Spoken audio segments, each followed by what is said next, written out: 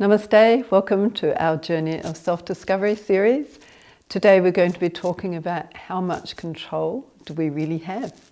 I mean, everybody wants to have control in their life and make everything go how they would like to go, hoping that this will bring them great happiness. You know, we have our plans, our ideas of what we think will work to bring us more happiness and contentment in life. And it's such an amazing thing, even from little children, you know, they have such a strong desire to have control. I saw a little tot the other day, you know, like barely walking, and the parent was trying to hold their hand, and they were trying to prise the parent's hand off their hand because they wanted to have their independence and be in control of their life. So, you know, it starts very young, this idea and this desire to have control over our life. So what we want to look at is, from a yoga perspective, the ancient yoga wisdom is how much control do we really have, and why, and how does it all work? So like we talked previously about how we're a spiritual being, just temporarily in this material body, and how we look for happiness because we identify our body to be ourselves. So we have plans and ambitions and everything. And where we fit in this big scheme of things, what is our actual position, is of crucial importance if we want to be happy.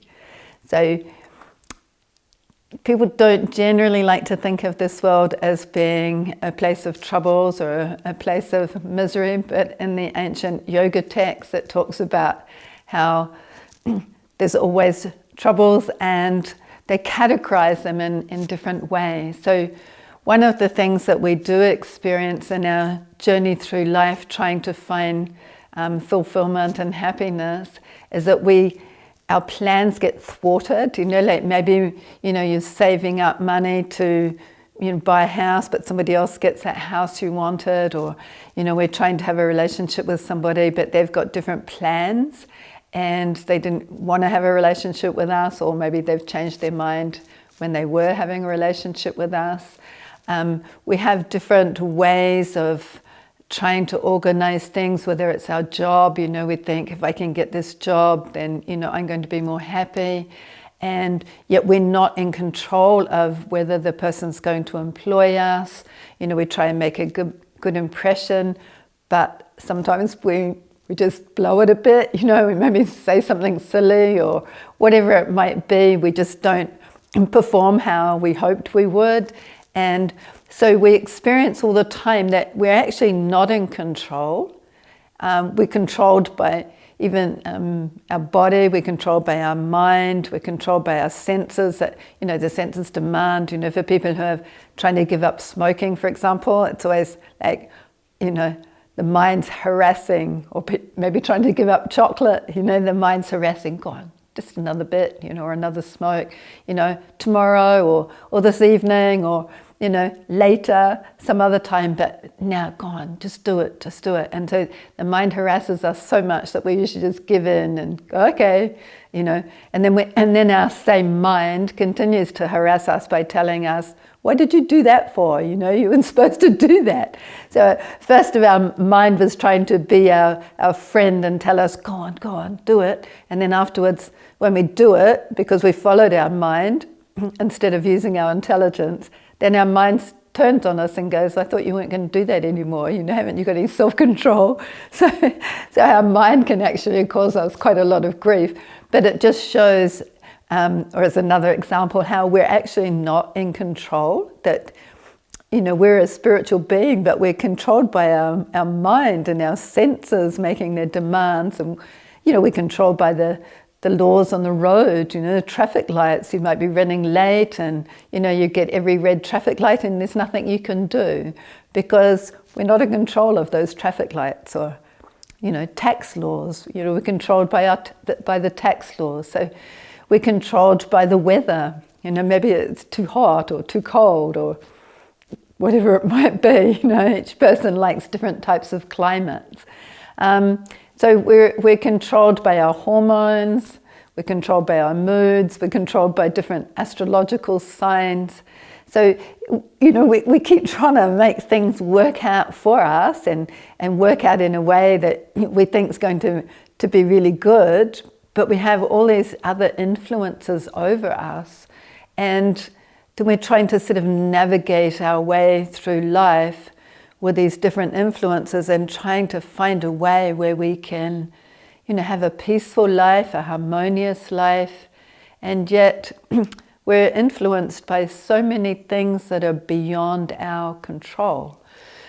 Though, why is that? You know, it's because our nature as a spiritual spark of the supreme soul is we're actually just like a small ant on this planet.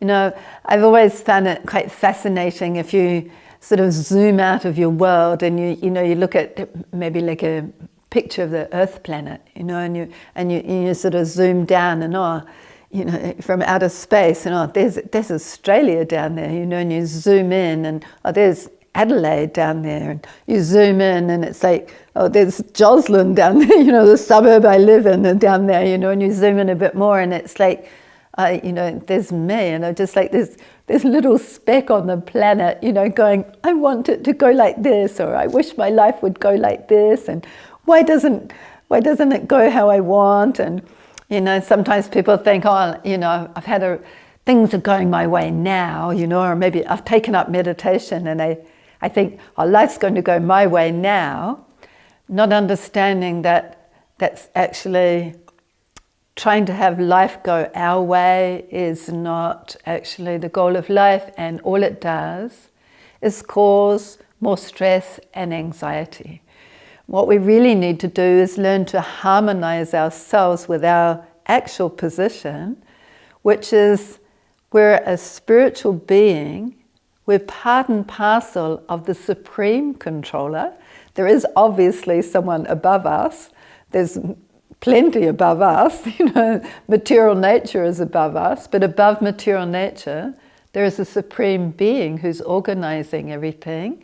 And then if we can harmonize ourselves with that truth, with that understanding, I'm a spiritual being temporarily in this material world, and I have so many different influences over me. I mean, we suffer birth, which is a pretty heavy experience for a person to go through, you know, just getting squished and squeezed, and then you come out into this world and it's like, whoa, you know. And we go through diseases and we get, you know, headaches and toothaches and all sorts of things.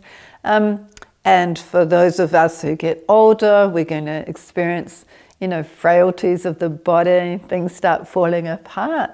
And then death comes and we have to leave this world. And it's not like you can go, wait, I'm not ready for this, or I didn't want to get this flu, or I didn't want to get this cancer, or I don't want to get old. It's like we're controlled by material nature.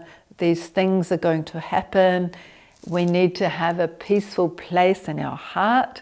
We need to have a really good spiritual foundation and knowledge to understand where we fit and be able to live in this world without being tossed around by it. These changes are going to go on, you know, whether it's the weather or our hormones or, you know, just the body's changes. And how we can live in this world and exist on the understanding of our true function. And the true function of the living being is to render service to the Supreme Soul. You know, we're part and parcel of the Supreme Soul, and as being a part and parcel of the Supreme Soul, our natural function is in connection with the Supreme Soul, not in trying to be the organizer, the controller of our life. Right? If we can try and harmonize ourselves with the Supreme Soul, and then when those different circumstances come our way, you know, we don't try and fight them. You know, obviously we're going to try and make things work out so they're going to be more harmonious, but at the same time we have a really strong foundation, a strong understanding that I'm not in control. My destiny is such that certain things will happen and there's nothing I can do about my destiny. For the things that are going to happen to me now are from things or actions that I've taken in the past. So I'm going to reap the result of those activities. I can't undo that. I just have to accept that, and then, okay, what can I do now? So it's a really amazing quote by Lord Chaitanya, and it describes, although the living entity has the facility to live in either the material or the spiritual world, he suffers the different miseries of the material world because he's influenced by material nature, which covers his real constitutional position. So the miseries that I'm talking about, is like I've already described some, but they're also, in the Vedas, they're called, there's 3 different types, referring to distresses caused by the body and the mind, distresses caused by other living entities, and distresses caused by material nature. So other living entities might be, people at work, they might be the neighbour's dog, there may be bed bugs when you're in a hotel somewhere, or, different living entities can cause us grief. Bacteria, that's a living entity, and they can definitely cause us some grief. So these different disturbances that we experience are just because we live in the material world, and that's part of being in the material world. We chose to try and live independently, to try and be in control, and that's why we're here in the material world. And the different circumstances, the different things that happen to us are all meant to help us understand something is amiss. I want to be happy. I want to actually be independent. I want to be in control of my life. I want things to go how I would like them to go, and they don't. And so, like I mentioned, we feel some degree of frustration. Like every child can't wait to grow up to be independent, so they don't have their parents telling them what to do anymore. When I was a teenager, it's like you can't wait to leave home so you can be independent and you don't have to tell anyone where you're going or when you're coming home and everything. But we're not independent. We just have a little bit of a feeling of independence for a while, but you become dependent on your friends and you become dependent on so many other circumstances. You have to go to work whether you like it or not because you've got to have a job. We're not independent. Right? We're always under somebody else's control.